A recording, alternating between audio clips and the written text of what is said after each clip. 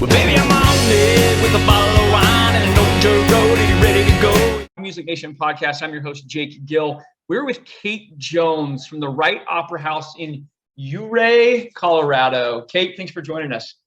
Thank you so much for having me. It's a pleasure. So, give me a little background on you, Kate. Where did you grow up and how did you get into the director position at the Opera House?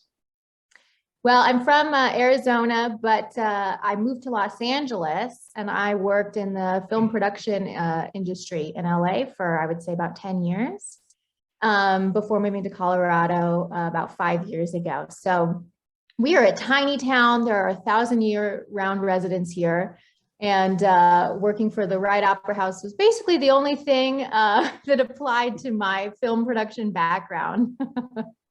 Let's talk about your film production background a little bit. What did that entail? What did you do? So I worked for two different production companies in Los Angeles. They were both feature film production companies. The first was called Mandalay Pictures, and the second was called Bold Films. Bold Films was best known for Drive with Ryan Gosling, Nightcrawler with Jake Gyllenhaal, a lot of great fantastic content. When I was there, I worked my way up, eventually becoming the creative executive. And so I did a lot of material identifying, working with writers, script reading, lots of fun creative stuff. Yeah, absolutely. If just to hammer on this just a little bit more, if someone wanted to get into that level of industry, what's a good way for them to start? What's a good entry point for them? You just have to meet as many people as you humanly can. Get out there and just start talking to people. I feel like opportunities present themselves when you put yourself out there. So it's really just a matter of getting to know as many people as you can, and then applying those connections to your professional career. Yeah, fantastic. Do you still maintain a lot of those relationships professionally? Yes, absolutely. Although I have a lot of friends still in Los Angeles. I'm going back in November of this year. I would say the thing that applies closest is we have a international film festival that we've started here at the Opera House. And so I've been able to draw on some of my connections from Los Angeles to bring some great content to that film festival and, get some amazing content out here to our tiny town of 1,000-year-round residents. Right. Yeah. So what made that move for you? What was that move that brought you from LA to Colorado?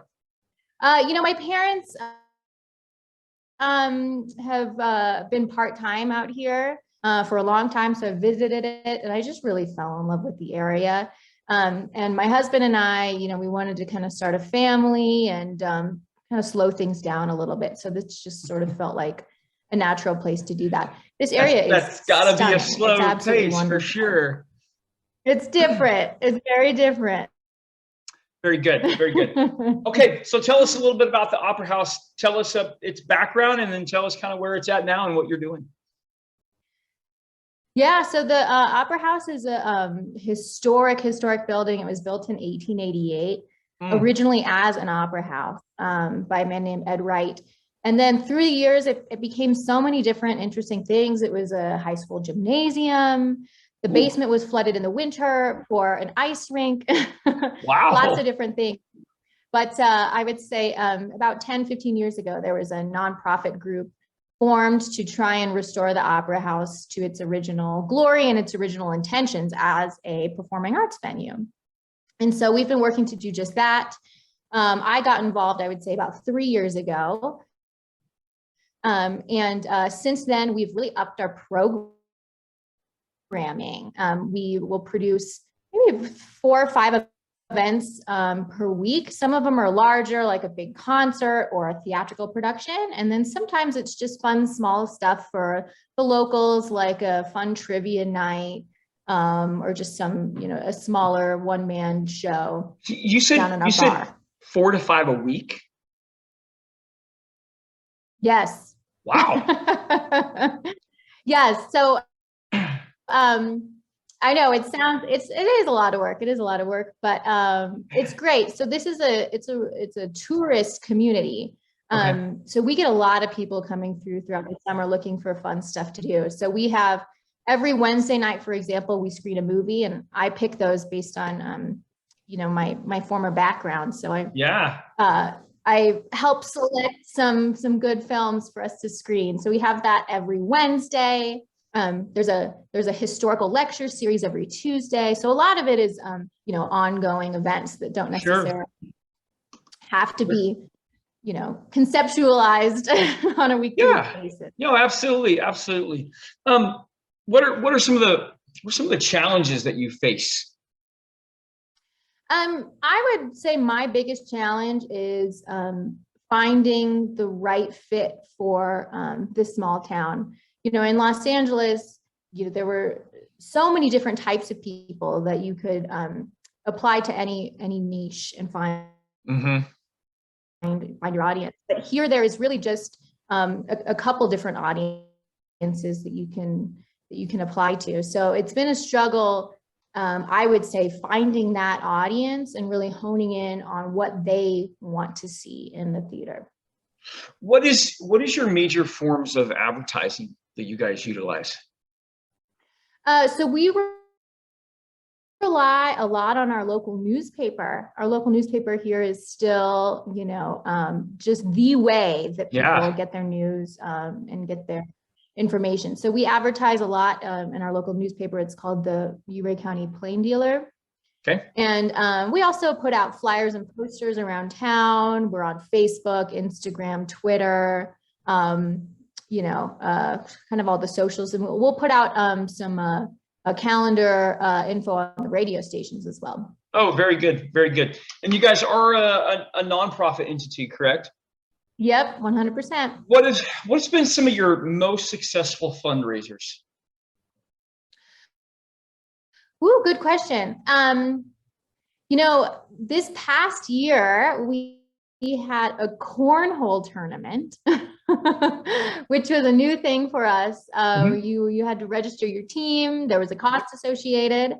And we had a whole tournament all day long, bracket style, Sure. It was a fun event. So we were able to sort of meld, we had live music as well. So we were sort of able to meld a fun, production and a fundraising event for us. So that was a lot of fun.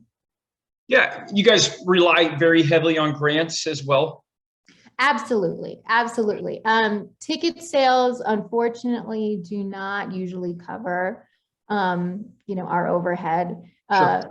So grants, private donors, that's where we, are able to stay afloat. And luckily we have a lot of people out here and a lot of wonderful grant opportunities in the state of Colorado and nationally that will help us keep producing great events and help keep our building preserved.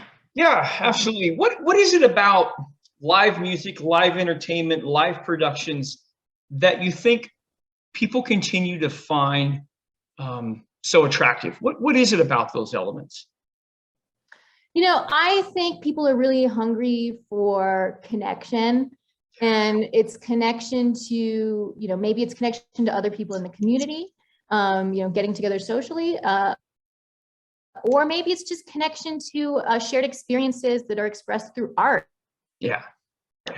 And so that's oftentimes songwriting, that's, just experiences that they're seeing in theater. And it's just I feel like a wonderful way to connect to other people is through art. I love that description. That's incredible. All right, let's have fun for just a couple moments.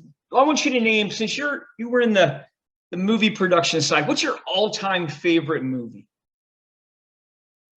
Ooh, okay. This is a tough question, but I do have a standard answer. It is The Shining.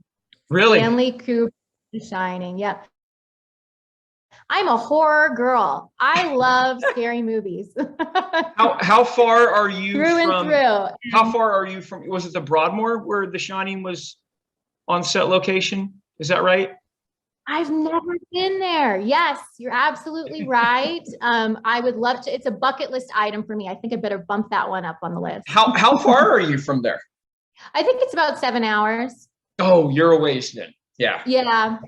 Yeah, we're in Southwest Colorado, which is a beautiful little pocket, but it's it's 6 or 7 hours from the front range of Denver. Very good. Very good. Okay.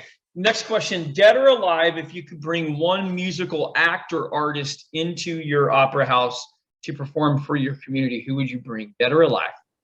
Oof, is money an object? Nope. Okay. I'm going Freddie Mercury, Queen. Let's have some fun. Let's have some glitz and fashion and lights and dancing. I would love to see Freddie on the stage. Oh my gosh. That's awesome. Yeah, for sure. For sure. Very good. Kate, how can people find out more about the Wright Opera House? Oh, thanks for asking. We have a website that we keep very up to date with everything that's going on. It's thewrightoperahouse.org, and Wright is with a W, W-R-I-G-H-T. So we have a lot of information on there about what we're doing and current events and how to get involved, volunteer, donate, all of the above.